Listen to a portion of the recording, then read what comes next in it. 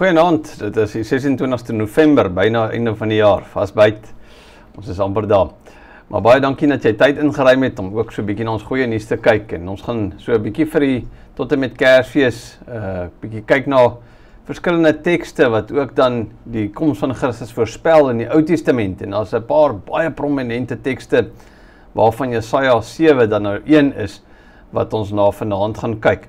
Maar voordat ons dit dan ook lees, kom ons bid net vir die Here se lig en sy leiding.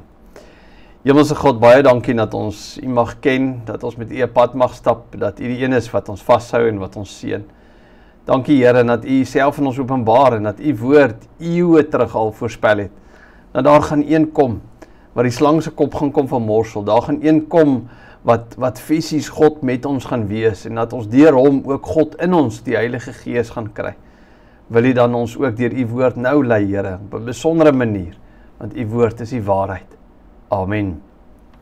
Nou ja, lees gerus saam met my, wat sê Jesaja 7, ons lees daar 'n paar verse, en ek het dan die 53 vertaling vanaand. En die Here het verder met Agas gespreek en gesê, eis vir jou 'n teken van die Here jou God, sak diep af na die doderyk, of klim hoog op boontoe. Maar Agas het geantwoord, ek sal nie eis nie, en die Here nie versoek nie. Toe sê hy, luister tog, o huis van Dawid, is dit vir julle nie genoeg om mense te vermoei, dat julle my God ook vermoei nie?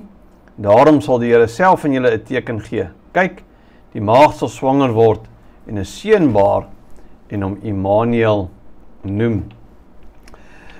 Nou Jesaja 7 vers 14 wat sê, daarom sal die Here vir julle 'n teken gee, die maagd sal swanger word, en 'n seun baar, en sy sal hom Immanuel noem. Nou Advent is 'n tyd van wag. Nee, ons wag nie net op die viering van die geboorte van Christus nie, maar saam met dit eintlik ook 'n langer wag, 'n wag op die vervulling van die Here se beloftes in ons lewens, en dan uiteindelik die wederkoms van ons Here Jesus Christus.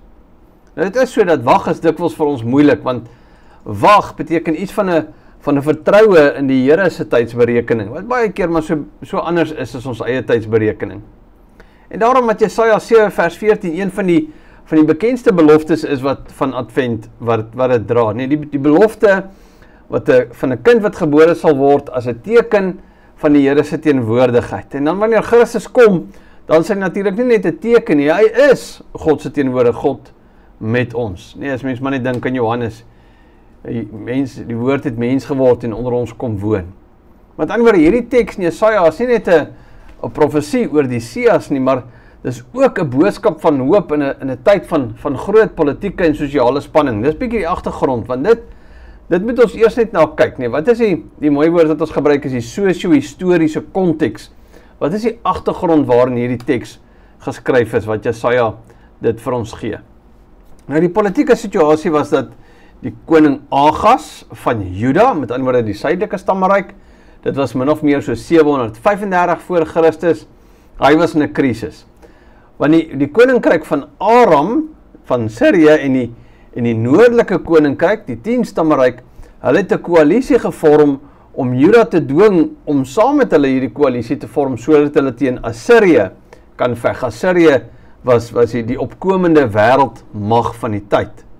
Nou Agas was bang, en hy het eerder dit oorweeg om 'n alliansie met Assirië self te sluit, wat hy dan later ook gedoen het, maar dit is 'n besluit wat Juda dan eintlik net iets van 'n vassalstaat gemaak het. Nou Agas homself was nie 'n goeie koning nie. 2 Konings 16 en 2 Kronieke 28 beskryf ons sy regering, en dit beskryf hoe Agas dan ook afgods altare gebou het, hoe hy self sy eie seun geoffer het aan die afgode. So die feit dat Agas vir Jesaja sê, maar hy sal nie vir 'n teken vra nie, is iets van 'n voorgee vroomheid. En so in hierdie gedeelte wat ons gelees het, kom Jesaja dan na Agas toe met 'n boodskap van die Here, en die boodskap van die Here is eintlik dat Agas moet op die Here alleen vertrou. Hy moenie bang wees vir al hierdie ander mense nie. En God sal dan ook 'n teken gee dat Juda nie vernietig sal word nie. En hierdie teken is dan die belofte van 'n kind wat gebore gaan word, wat sy naam Immanuel is, of wat Immanuel genoem sou word. Nou in die onmiddellike konteks was hierdie teken 'n bevestiging dat die Here met sy volk is, nee, selfs in hierdie dreigende oorlog. Maar Agas is besig om om die Here eintlik heeltemal een kant toe te stoot en niks met die Here te doen, eintlik heeltemal ongehoorsaam te wees. En die naam Immanuel, God met ons, is iets van 'n uitnodiging in Agas. Nee, dat die Here hou sy volk nog steeds vas, eintlik iets van 'n ten spyte van, en dan mens kan eintlik daai lyn reg deur die Ou Testament sien, hoe Israel keer op keer val, en dan roep hulle na die Here, en dan vergewe die Here, en die Here red weer. En dan hierdie belofte van Immanuel. So ons sien eintlik iets van daai beloftes van die Here in daai historiese konteks.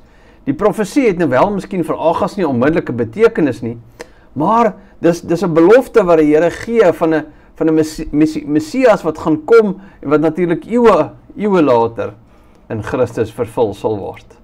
Onthou die wag, eeue later in Christus vervul sal word.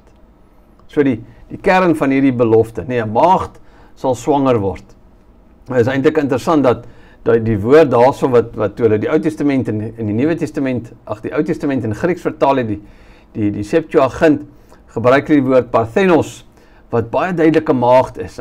Miskien as jy in die ander vertalings lees, dan gaan jy sien, daar word van 'n jong meisie gepraat, en het is so, die Hebreëus kan jong meisie of maagd beteken, maar toe hulle die Ou Testament in Grieks vertaal het, baie jare terug, nee, het was nog lank voor Christus, toe het hulle die woord maagd daar gebruik. En dan saam met dit, dat Matteus ook baie duidelik hierdie teks gebruik, om dit te verbind direk aan Maria, die moeder van Jesus. En daarom wat ons regtig kan weet, dit is 'n teks wat dui op die koms van Christus en Maria, 'n maagd sal swanger word. En hierdie kind, 'n kind wat gebore word, is tog nuwe hoop, lewe, toekoms, nee, daar's vreugde wanneer 'n kind gebore word. So in hierdie tyd van oorlog vir koning Agas sê die Here deur Jesaja, ek gaan 'n kind gee, 'n nuwe lewe gee, God met ons. Nou ja, dit bring ons so 'n bietjie by die naam Immanuel, want in die Bybelse tyd het name baie betekenis gedra, name was belangrik. En Immanuel is dan nie net Jesus se naam nie, maar is 'n verklaring van wie en wat hy is, dat hy nie die volk verlaat het nie. En dan sit 'n geldige vraag, wat iemand my een keer gevra het, is maar hoekom is Jesus dan nooit eintlik ook Immanuel genoem nie? Hy is Jesus genoem, of dan ook die Christus, wat beteken die Messias. Nee, so Jesus is ook nie Christus genoem nie, dis wie en wat hy is die Messias. So hoekom voorspel die Ou Testament, hy gaan Immanuel genoem word, en wanneer Jesus kom, dan word hy Jesus genoem. Nou natuurlik is wat hy genoem word, nie noodwendig sy naam nie, maar ook dit wat hy doen, en dit wat hy is, as mens bietjie later, ons gaan later daarna kyk, met 'n volgende keer na Jesaja 9, wat praat van Jesus hy is die vredevors, almagtige God. Nee, maar niemand het ooit vir Jesus vredevors genoem word, terwyl Jesaja sê, hy sal genoem word vredevors, byvoorbeeld. Maar met ander woorde, dis nie 'n eie naam wat hier voorspel word nie, maar 'n eienskap van ons Here Jesus Christus. Hy gaan God met ons wees. Ons kan eintlik dit sê, dis nie 'n naam nie, maar meer 'n titel wat Jesus beskryf. Hy gaan by sy mense kom woon. En dan wanneer Jesus kom, dan kry hy dan die naam Jesus, en Jesus beteken verlosser, nie? Of die Here red, dis die opdrag wat die Here ook vir Josef gee, jy moet hom Jesus noem. En dit beskryf sy missie, nee, hy kom om die volk van hulle sondes te verlos. So ons kan eintlik 'n mooi verband sien tussen Immanuel en Jesus. Immanuel sê wie hy is, God is teenwoordig. Jesus sê wat hy doen, hy red. En saam met dit gee dit vir ons 'n baie vol prentjie van die Messias. Hy is God self wat kom om by die volk te kom bly, om die volk te red, waarvan ons dan ingesluit is. So nou is ons in adventstyd. Wat beteken Jesaja 7 vers 14 vir my en vir jou vandag hier, Advent 2025? Nou dit gee vir ons dat net soos Juda bang was vir vernietiging, en beleef ons ook maar tye van vrees en onsekerheid. En die Here se belofte is, ons is nie alleen nie, hy is nie 'n ver God nie, hy staan nie eenkant op die kantlyn en kyk wat ons doen nie, hy is met ons. En daarom is ons wag, nie Advent, ons wag is nie 'n leefwag nie, dis 'n wag saam met die sekerheid dat die Here is met ons. En dan in 'n wêreld van geweld en gebrokenheid word God self mens, 'n teken, hy kom word broos, maar daar's ook 'n nuwe begin. En dit wys dat die Here se krag ons dikwels in swakheid geopenbaar is, presies wat Christus is. 2 Korintiërs 12 vers 9 praat ook daarvan. En dan natuurlik as ons na Jesaja 7 kyk vanuit die Nuwe Testament, dan sien ons baie pertinent dat Jesus het nie gekom en sommer net eendag skielik opgedaag nie. Hy is 'n vervulling van eeue lank se beloftes. Matteus 1 vers 22-23 sê baie pertinent, dit het alles gebeur sodat die woord vervul sou word wat die Here deur die profeet gespreek het. En dan word Jesaja aangehaal, die maagd sal swanger word. Johannes 1 vers 15 sê die woord het vlees geword en onder ons kom woon. Ten diepste is 'n vervulling van Immanuel. God kom woon onder ons. Hebreërs 13 sê ek sal jou nooit begewe en jou nooit verlaat nie. Dis 'n heenwysing na Christus, Immanuel, God met ons. So Jesaja 7 vers 14 is eintlik 'n baie mooi teks wat iets van die hart van Advent vasvang. Dit wys dat die Here se beloftes is nie net vir eendag daar in die verre toekoms nie, maar ook nou in my konkrete hede, nou hier waar ek is, het ek deur die Gees God met my. Vir Agas was dit 'n oproep om op die Here te vertrou en die afgode te laat staan. Vir ons is dit 'n oproep, 'n belofte van Christus, die lig wat in die duisternis kom, en ook op hom alleen te vertrou en nie te gryp na allerlei grashalms van dinge wat ons dink ons nodig het nie.